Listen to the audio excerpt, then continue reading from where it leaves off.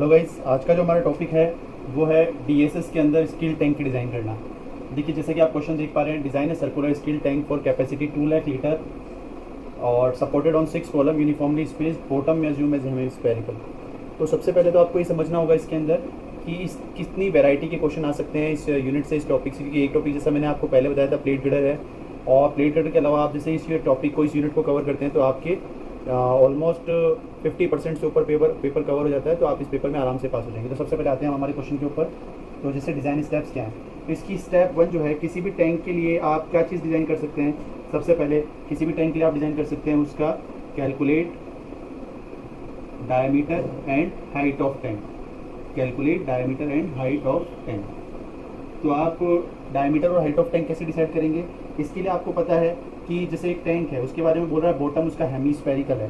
तो कोई भी टैंक होगा आपका, वो टैंक कैसे बनेगा, वो टैंक सर्कुलर होगा शेप के अंदर, और ये जो है ये कॉनिकल होगा। जो टॉप होता है वो इसका कॉनिकल होता है ऐसे, और बॉटम जो है वो इसका हेमीस्फेरिकल है। और ये जो बॉटम हेमीस्फेरिकल है, ये कितने नंबर ऑफ सपोर्ट्स हैं इधर, 6, जैसा उसने बोल रखा है, नंबर ऑफ कॉलम्स आर 6। तो यहाँ पर आपको समझना होगा कि इसके अंदर जो इसकी हाइट है वो कितनी कैलकुलेट होगी, और क्योंकि ये सर्कुलर है तो इसका जो डायमीटर है वो कितना होगा। तो इसके लिए स्टेप 1 के अंदर आप देख सकते हैं कि जैसे अगर मैं बोलूँ कि टोटल वॉल्यूम कितना है, वॉल्यूम ऑफ टैंक, तो वॉल्यूम ऑफ टैंक के लिए इसका जवाब होगा कि टोटल वॉल्यूम ऑफ टैंक कितना है, उसका सूत्र होगा बी बराबर, सबसे पहले सर्कुलर शेप, कॉनिकल शेप, क्योंकि अपन यहीं तक अपन ये मानते हैं कि पानी जो है वो यहीं तक फिल्ड है, तो अपन ये मानते हैं कि पानी यहीं तक फिल है, इसलिए अपन कॉनिकल शेप का वॉल्यूम नहीं लेते हैं। तो सबसे पहले अपने को सर्कुलर शेप का एरिया लेना होगा। तो सर्कुलर शेप का एरिया π/4d², और जैसे उसको हाइट से मल्टीप्लाई करेंगे तो वो उसका वॉल्यूम बन जाएगा। ऐसे अपने को ये जो हेमीस्फेरिकल बॉटम पार्ट है, हेमीस्फेरिकल वाला पार्ट, इस पार्ट का लेना होगा। इसका सूत्र होता है 2/3 πr3। अब आपको याद होगा, आपने 10th 12th स्टैंडर्ड में पढ़ा है कि 4/3 πr3 ये होता है फुल स्पेयर का। तो क्योंकि हेमी स्पेयर है तो आधा हो जाएगा, तो हेमी स्पेयर का आधा हो गया।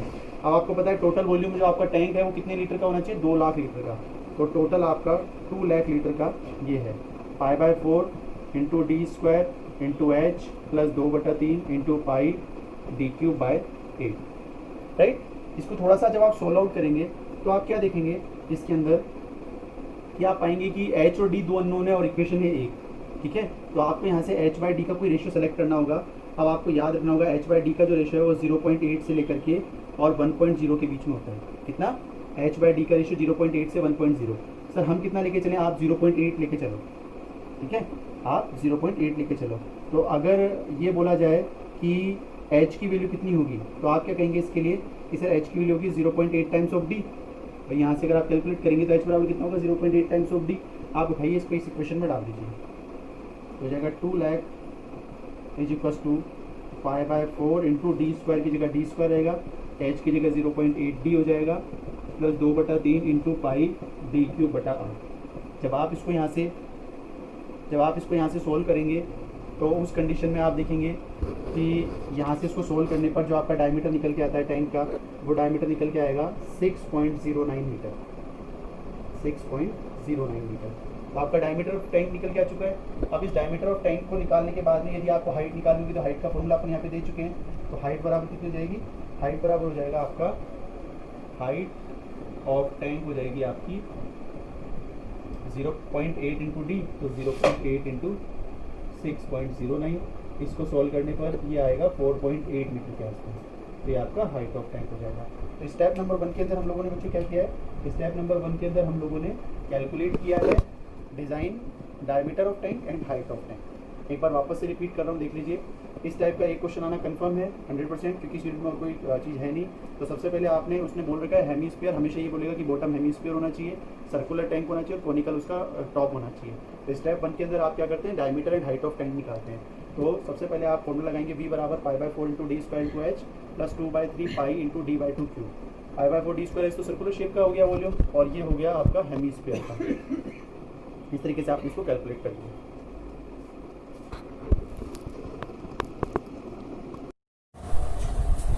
देखो बच्चों, जैसा अभी तक हमने स्टेप नंबर 1 के अंदर कैलकुलेट किया diameter and height of tank, तो हमें हाइट ऑफ टैंक तो हमारे पास निकल के आई थी 6.1 मीटर के आसपास, और डायमीटर ऑफ टैंक निकल के आया था 4.88 मीटर। तो ये सब चीजें आपको ध्यान रखनी है। तो स्टेप नंबर 1 बहुत आसान थी। आधा क्वेश्चन तो बहुत आसान है, 60% question is very simple. Second step क्या है, calculate thickness of cylindrical and spherical portion.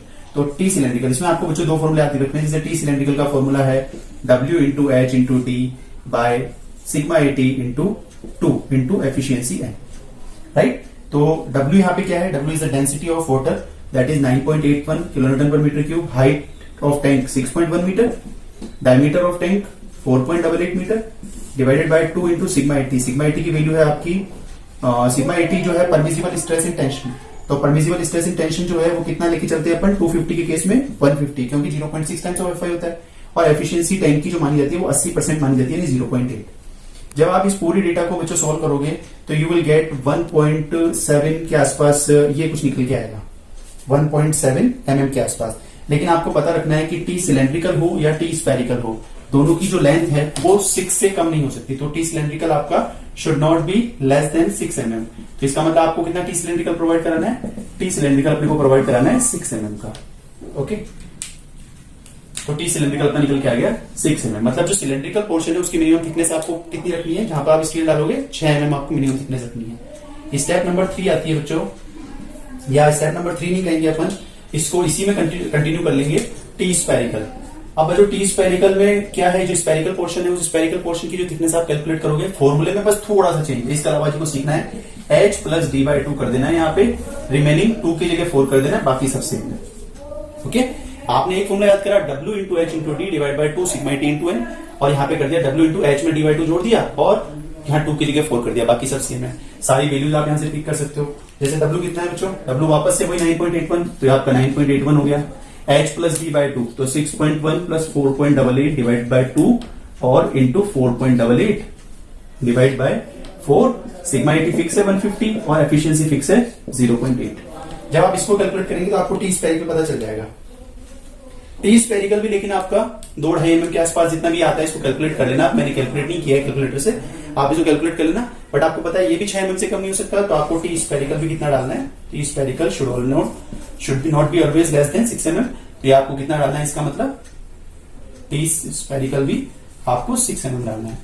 कई बच्चे यहाँ से सोच रहे होंगे, सर आप एक बात बताइए कि जब अपने को ये 6 ही डालना है तो अपन ने इतनी आराम कहानी करी क्यों है? यहाँ भी आपने 6 से कम आया तो आपने 6 डाल दिया, यहाँ भी 6 से कम आया तो आपने 6 डाल दिया, तो फिर ये इतना पूरा प्रोसेस करने की जरूरत क्या है? तो बच्चों इसका जवाब ये है कि ये क्योंकि 6 से कम आया इसलिए अपन ने 6 डाला है। मिनिमम 6 से कम आप डाल ही नहीं सकते, क्योंकि 6 से अगर मान लो आ जाता 8.4 तो फिर आपको 8.4 के हिसाब से 9 mm थिकनेस डालनी पड़ती। तो इस चीज को आपको ध्यान रखना है, ऐसे नहीं समझना ये क्यों किया जा रहा है। सिग्मा एटी जो है इसकी वैल्यू फिक्स है, आपको याद रखनी है 150 न्यूटन पर mm स्क्वायर, और एफिशिएंसी जो है वो टैंक के केस में हमेशा कितनी लेके चलते हैं, 80%। ये दोनों चीजें आपको ध्यान रखनी है। ओके, अब हम आएंगे इसकी अगली स्टेप पर। देखो जी, यहाँ तक अपन ने स्टेप नंबर 1 में calculate diameter and height of tank किया। स्टेप नंबर 2 के अंदर अपन लोगों ने जो टी सिलेंड्रिकल और टी स्पेरिकल पार्ट की पोर्शन की थिकनेस कैलकुलेट कर ली। स्टेप नंबर 3 है कोनिकल रूफ। कोनिकल रूफ ज्यादा पार्ट ऑफ कंसिडरेशन वाली चीज इसलिए नहीं है क्योंकि आप वाटर टैंक को यहीं तक फिल्ड मारते हैं। ऐसा मान के चलते हैं अपन कि जब भी वाटर टैंक फिल्ड होगा तो यहीं तक फिल्ड होगा, ऊपर वाला पार्ट केवल as a sector of safety और केवल उसको एटमॉस्फेरिक सिचुएशन से बचाने के लिए है, जैसे रेन वाटर में पेनिट्रेट ना हो जाए, इस तरीके की चीजों के लिए। तो इसके लिए जो आपका जैसे एक तो इसकी राइज कितना होता है, तो बच्चों इसकी राइज का सूत्र होता है स्पान बाय 4, यानी कि जो भी आपका हाइट ऑफ टैंक आया है उसको आप डिवाइड बाय 4 कर दीजिए, तो इट विल ऑलमोस्ट 1525 mm के आसपास ही आ जाता है। तो आप इतना इसका राइज रखेंगे, और इसका जो थिकनेस है, thickness of this portion, thickness of conical roof, ये बच्चों बहुत आसान है, इसमें आपको कुछ भी नहीं करना है, इसमें आपको कंसीडर करना है केवल। आप मान लीजिए 5 mm, 6 mm मान सकते हैं, 5 mm मान सकते हैं, तो इसको आप डायरेक्ट कंसीडर कर लीजिए।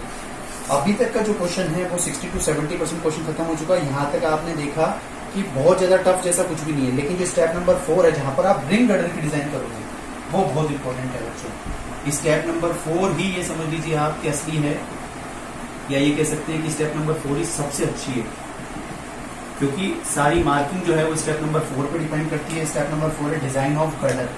जो आप रिंग गर्डर डिजाइन कर रहे हैं उस रिंग गर्डर की डिजाइन कैसी हो, इसके लिए आपको ये समझना होगा कि रिंग गर्डर जो है वो होती क्या है।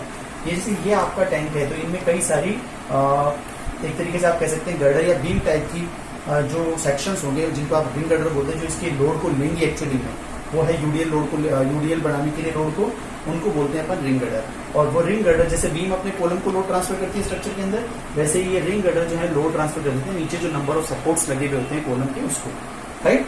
तो डिजाइन ऑफ रिंग गर्डर निकालने के लिए सबसे पहला टास्क है आपको calculate total load. Total load आपको पता करना होगा, टोटल लोड। अब टोटल लोड में कौन कौन आएगा? टोटल लोड में एक तो dead load of ring girder आएगा, है ना बच्चों, dead load of ring girder. Dead load of ring girder के बाद में फिर आएगा आपके पास में वेट ऑफ कॉनिकल शेप, जो ऊपर वाली शेप है उसका weight, weight of conical shape, plus फिर उसके बाद में सिलेंड्रिकल पोर्शन है तो वेट ऑफ सिलेंड्रिकल पोर्शन, तो वेट ऑफ सिलेंड्रिकल पोर्शन हो गया। फिर उसके बाद में आपके पास में वेट ऑफ स्फेरिकल है तो वेट ऑफ स्फेरिकल हो गया। और लास्ट में जो सबसे इंपॉर्टेंट वेट है जिसके लिए आप इसको डिजाइन कर रहे हैं वो कौन है? इसके अंदर जो पानी है वो, जैसे इसकी 2 लाख कैपेसिटी है तो अपन बोलेंगे वेट ऑफ वाटर। आपको ये पांचों के पांचों वेट निकालने हैं। ये जो पांचों के पांचों वेट आप निकाल लेंगे W, इस वेट को निकालने के बाद में आपका एक चार्ट है, उस चार्ट में आपका रिंग गर्डर का टॉर्जनल मूवमेंट का फॉर्मूला लिखा हुआ है और बेंडिंग मूवमेंट का फॉर्मूला लिखा हुआ है। आप उन दोनों टॉर्जनल मूवमेंट और बेंडिंग मूवमेंट के फॉर्मूलों को देख लेंगे। मैं लास्ट में इस पे वीडियो में शेयर भी कर दूंगा आपको वो चार्ट, और आपका काम हो जाएगा। क्योंकि इन सबको निकालना थोड़ा सा डिफिकल्ट इसलिए है क्योंकि इनको थोड़ा बड़ा है प्रोसेस, तो वीडियो ज्यादा लंबी ना हो जाए इसके लिए हम रिंग गर्डर वाले डिजाइन स्टेप्स के सारे कैलकुलेशन ऑफ लोड जो है वो अगली वीडियो में देखेंगे।